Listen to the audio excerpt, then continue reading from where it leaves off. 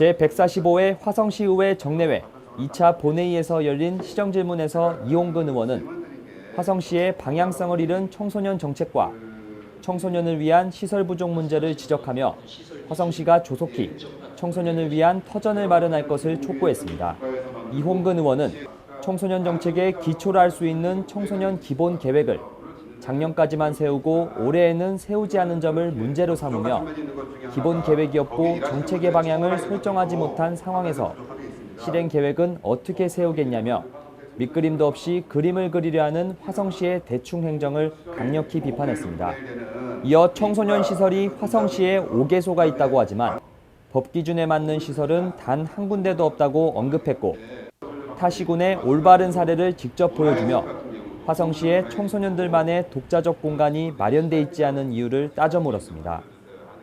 또한 읍면동에 하나씩 설치되어야 하는 청소년 문화의 집도 화성시는 단 한 개소뿐이고 한 개소 또한 사무실만 있는 상황이라며 진정 청소년들을 위한 시설이 아닌 의무적 보여주기식 행정이라고 말했습니다.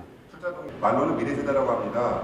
근데 그들을 위한 정책이나 이런 게 없다고 하는 게 특히 100만 도시를 바라보는 화성시에서 없다는 것은 부끄러운 일 아니겠습니까? 한편 이홍근 의원은 최근 화성 소재의 중학교를 직접 찾아가 필요한 시설이 무엇인지 학생들에게 물어봤다고 밝힌 뒤 본회의장에서 학생들의 목소리를 담은 영상을 공개하며 시민들의 의견에 귀를 기울이고 시민이 원하는 시설을 만드는 것이 가장 중요하다고 강조했습니다. 이외에도 이홍근 의원은 화성시 주차장 부족 문제를 언급하며 주차장이 없는 상황에서 주정차 불법 차량에 대해 과태료만 철저히 부과하겠다고 말하는 행정은 정의롭지 못한 행정이라며 주차장 조성 확대를 우선적으로 추진할 것을 촉구했습니다. 화성시 주차장 부족 문제에 대해 허인숙 의원도 역사와 문화의 고장이라 불리는 화성시 남양에도 주차장 부족 문제가 심각하다고 언급하며 옛 선조들의 옹고지신 자세를 망각하고 신도시 추진만을 생각하는 화성시의 비균형적 성장을 우려하기도 했습니다. 왜 국장님께서는 신도시 개념만 가지고 계십니까? 옹고지신의 정신에 대해서는 알고 계시죠? 그러면 역사와 문화의 당은 남양에 대한 역사적 흐름이 계속되고 있는데 화성을 역사와 문화의 고장이라고 어떻게 기획하고 있습니까? 100여 평의 주차장 공사 가지고 화성의 역사를 상징하실 겁니까?